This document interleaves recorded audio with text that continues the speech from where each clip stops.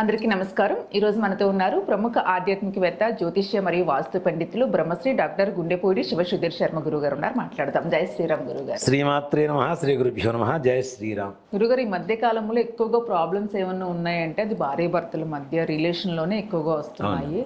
అది కారణం ఏదైనా కావచ్చు. భార్య భర్తలు ఎవరో హ్యాపీగా ఉండట్లేదు. కొంతమంది అయితే విడిపోయేదాకా కూడా వెళ్తున్నారు.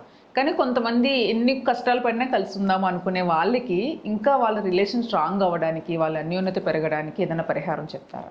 తప్పనిసరిగా నాన్న. ఇక్కడ ముఖ్యంగా అపార్థాలు ఒకటి, ఆర్థిక వ్యవహారాలు ఒకటి. దీంతోపాటు ఇటీవల కాలంలో బాగా గమనించింది ఏంటంటే పిల్లల మధ్యలో తల్లిదండ్రులు పోవటం. అమ్మాయి తల్లిదండ్రులు కావచ్చు, అబ్బాయి తల్లిదండ్రులు కావచ్చు. ఈ మధ్య ఎక్కువ చూస్తుంది. మరీ చాలా ఇన్వాల్వ్మెంట్ ఎక్కువ. మ్యారేజ్ అయిపోయిన తర్వాత ఇద్దరు పిల్లలకి ఒక మానసిక వికాసం వచ్చిందని పెళ్లి చేసాం మనం. ఒక మెచ్యూరిటీ వచ్చింది, మైండ్ ఉందని. చేసిన తర్వాత వాళ్ళు ఏం చేయాలి, ఎలా చేయాలి అనేది వాళ్ళు చేస్తుంటారు. నిజంగానే వాళ్ళు ఏమైనా తప్పు జరుగుతుంటే సరిదిద్దడానికి మనం వెళ్ళాలి. వాళ్ళిద్దరు హ్యాపీగా ఉన్నా మనమే వెళ్తాం, ఉండకపోతే మనం వెళ్తాం. వెళ్ళి హ్యాపీగా ఉండేలా చేయాలి. హ్యాపీగా ఉన్నా కూడా మనం వెళ్ళి వాళ్ళిద్దరి మధ్య చిచ్చు పెడతామంటే ఎంతవరకు కరెక్ట్గా ఉంటుంది? ఇది వరకు ఎన్ని కష్టాలు వచ్చినా ఉండండి అమ్మా, మంచిగా కాపురాలు చేసుకుండమ్మా అని చెప్పేవారు. ఇప్పుడు వచ్చేసా ఇంటికి అంటున్నారు. సింపుల్ ఒక్క వాళ్ళు చెప్తాను అన్న, సర్దుకు పోండి, సర్దుకు రాండి. ఈ రెండిట్లో ఉండే తేడా అదే. ఒక రెండు పదాల తేడా అంతే, ఒక అక్షరమే. ఒక అక్షరమే. సర్దుకు పోమ్మా, సర్దుకొని రామ్మా. సింపుల్, అంతే, ఒకే పదం. టర్న్ అయిపోయే విషయం అది. ఒక్క విషయం. ఇక్కడ నేను కొన్ని చూస్తున్నానన్న, ముఖ్యంగా అమెరికాలో ఉండేటువంటి పిల్లలు, ఇక్కడ ఊళ్ళో ఉండే మనకి స్వదేశంలో ఉండేటువంటి పిల్లలైనా, అమెరికాలో ఉండేటువంటి పిల్లలైనా, వీళ్ళ సంసారాల మీద ఎక్కువగా తల్లిదండ్రుల వాళ్ళ ప్రభావం ఎక్కువగా పడుతుంది. అబ్బాయి తల్లి కావచ్చు, అమ్మాయి తల్లి కావచ్చు. ఇక్కడ ముఖ్యంగా తండ్రులు అని చెప్పను కానీ తల్లుల ప్రభావం ఎక్కువ పడుతుంది. దేనికంటే వీళ్ళు దగ్గరగా ఉండే తల్లులకి, అమ్మాయిలు కానీ అబ్బాయిలు కానీ తల్లులు బాగా దగ్గరగా ఉంటారు. వాళ్ళ ఇంపాక్ట్ ఎక్కువైపోతుంది వాళ్ళ మీద. నేను ఇటీవల కాలంలో నేను విన్న ఒక ఇది ఉంది. అబ్బాయి సాఫ్ట్వేర్, అమ్మాయి అక్కడికి వెళ్ళింది, అమెరికా వెళ్ళింది జాబ్ చేసుకోవడానికి. అబ్బాయి తల్లిదండ్రులు ఇక్కడ ఉంటారు, అమ్మాయి తల్లిదండ్రులు ఇక్కడే ఉంటారు. అమ్మాయి తల్లిదండ్రుల దగ్గర నుంచి ఇక్కడ ఇబ్బంది లేదు, అబ్బాయి తల్లిదండ్రుల దగ్గర నుంచి ఇబ్బంది. ప్రతిరోజు పొద్దున 1 గంట, సాయంత్రం 1 గంట. అమ్మాయి ఏం చేస్తుంది? ఉద్యోగాన్ని అప్లై చేసిందా? ఇంకా ఉద్యోగం రాలేదా? యూనివర్సిటీలో జాయిన్ అవ్వలేదా? లైసెన్స్ వచ్చిందా? కారు నేర్చుకున్నారా? వంట ఏం చేసింది? ఉప్మానా, చపాతీ చేయమను. చపాతీలు ఏ కూర చేసింది? ఏం తినలేదమ్మా, పచ్చడి ఉంటే తింటున్నాను. పచ్చడి నీకెందుకు రా, నీకు అలవాటు లేదు, బంగాళదుంప కూర చేయమని. ఇదంతా నీకు దేనికి వచ్చిన సోనా? నిజంగా ఇలానే జరుగుతుంది బయట. నీకు దేనికి వచ్చిన సోనా ఇదంతా? అసలు నీకేం పని?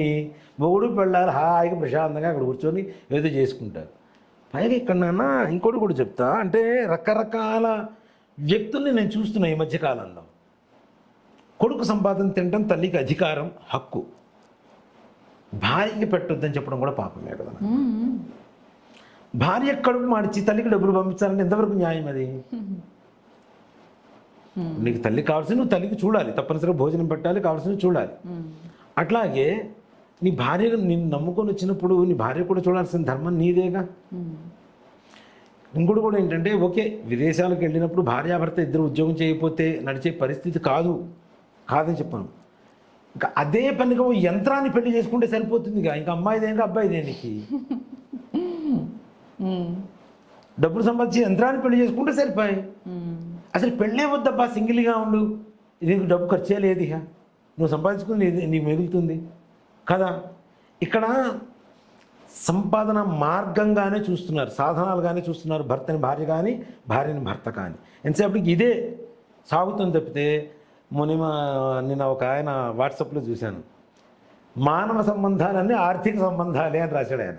కొటేషన్ పెట్టుకున్నారు, నాకు బాగా నచ్చింది.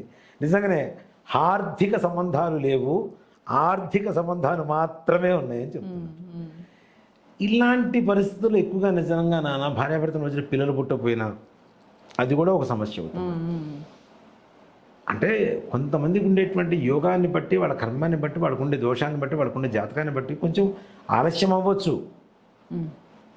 పెళ్ళైన 2వ నెలలో అమ్మాయి ప్రెగ్నెన్సీ కాకపోతే అమ్మమ్మమ్మమ్మ ఏదైపోయిందని చెప్తున్నారు. ఏమైపోతుంది ఎన్ని మాటలో మళ్ళీ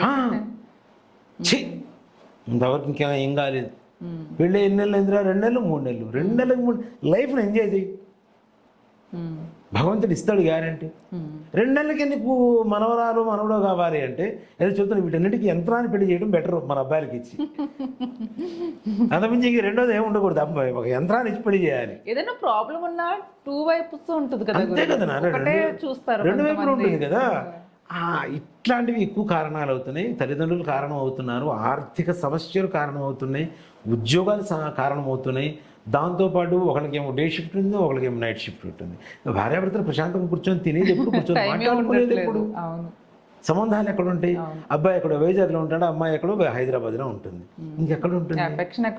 ఎక్కడ ఉంటుంది? కొంతమంది ఫ్యామిలీస్ లో థర్డ్ పర్సన్ ఇది మెయిన్ అన్న. దేనికంటే అమ్మాయి ఇక్కడ ఉండి అబ్బాయి ఎక్కడో ఉంటే, అబ్బాయి ఎక్కడో ఉండి అమ్మాయి ఎక్కడో ఉంటే మన గరీబడి వారు చదువుతూ ఉంటారు. నాకు ఇందాక అదే గుర్తు, పక్కవాడు వచ్చి నువ్వు అట్లున్నావు ఇట్లా ఉన్నాగానే అమ్మాయి డంగ్ అని పడిపోతుంది. అంటే ప్రలోభానికి లోనవ్వాలి. ముఖ్యంగా ఒక ఆడపిల్లని చూసినప్పుడు అక్కో చెల్లో కూతురు అనుకుంటే రెండో రకమైన ఆలోచన రాదుగా. అంతే కదా. ఒక వ్యక్తితో ఫస్ట్ మాట్లాడేటప్పుడు, అందుకనే ఆడవాళ్ళకి ఇక్కడ నేను ఇప్పుడు గమనిస్తున్నది ఏంటంటే, ఆడవాళ్ళల్లో పెళ్ళైనటువంటి ఆడవాళ్ళల్లో పూర్వకాలంలో ఎవరన్నా ఒక మగవాళ్ళు కొత్తగా పరిచయం అయితే, అంటే ఇప్పుడు తన భర్తకి ఒక లేడీ పరిచయం అయితే, మీ అన్నయ్య గారు బాగానే ఉన్నారమ్మా అని వెంటనే వరుస కలిపేటువంటి వ్యక్తులు ఇప్పుడు ఎదుటి వ్యక్తుల్ని భర్త కాకుండా మిగిలిన వాళ్ళందరూ మీరు అన్నయ్యగా ఎందుకు భావించలేకపోతున్నారు? నిజంగా ఇప్పుడు అదే సమస్య. మీ భర్తను కాకుండా మిగిలిన వాళ్ళందరినీ మీరు అన్నయ్యగా ఎందుకు భావించలేకపోతున్నారు? వీళ్ళు ప్రలోభ పెట్టడం అట్లానే ఉంది, ప్రలోభ పట్టం కూడా అలానే ఉంది. దానికి కూడా అది కూడా ఒక రకమైనటువంటి కారణాలు. పెళ్ళైన తరువాత కొన్ని రోజుల తర్వాత వేరే వ్యక్తి పరిచయం వల్ల అబ్బాయిని భర్తను చంపేసినటువంటి ఆడవాళ్ళు ఇటీవల కాలంలో 2-3 కేసులు, గత నెల రోజుల్లో 2-3 కేసులు చూసాం. అతి క్రూరంగా, మళ్ళీ క్రూరంగా ప్రియుడితో కలిసి ప్రియుడితో కలిసి భర్తను చంపేసిన ప్రేయసి, పిల్లల్ని కూడా చంపేసింది ఒక ఆవిడ. ప్రేమించిన వాడి కోసం పెళ్ళైన తర్వాత వేరే భర్తకు పుట్టిన పిల్లల్ని కూడా చంపేసిందిగా. అంత క్రూరత్వం ఏమొచ్చింది? ఇలాంటి పరిస్థితుల వల్ల చాలా మందికి చాలా ఇదైపోతున్నాయి నాన్న. ఇలాంటి దాంపత్య జీవితంలో ఏదైనా ప్రతికూలత పోయి అనుకూలత రావాలి, దాంపత్య సంతోషకరంగా ఉండేటువంటి సుఖమైనటువంటి జీవనం గడవాలి అనుకునేటువంటి వాళ్ళందరికీ నిజంగా చాలా సింపుల్ రెమెడీ నాన్న. కష్టపడాల్సిన అవసరమే లేదు. సోమవారం రోజున అన్నం తీసుకోండి, తెల్ల అన్నం తీసుకోండి, దాంట్లో కొద్దిగా నీళ్ళు అట్లా మెత్తగా కలిపేసి కొద్దిగా నీళ్లు కలిపి దాన్ని శివలింగంలాగా తయారు చేయండి. చిన్నది, పెద్దదొద్దు, చిన్న శివలింగంలాగా తయారు చేయండి. తయారు చేసి దానికి పుష్పాలతో కానీ పసుపు బొట్టు పెట్టి గంధం బొట్టు పెట్టేసి కాస్త లింగం తయారైపోయిన తర్వాత అన్నం మరి మెత్తగా ఏం కాదు. మేము కూడా శివలింగాలకి వాటికి అన్నంతో అన్నాభిషేకం అవి చేసి అన్నం అలంకారం చేస్తూ ఉంటాం తప్పనిసరిగా. అన్నాన్ని మెత్తగా పిసికితే మంచిగా మనకు ముద్దలాగా వస్తుంది కదా అన్న. అలాంటి ముద్దని శివలింగంలాగా తయారు చేయండి.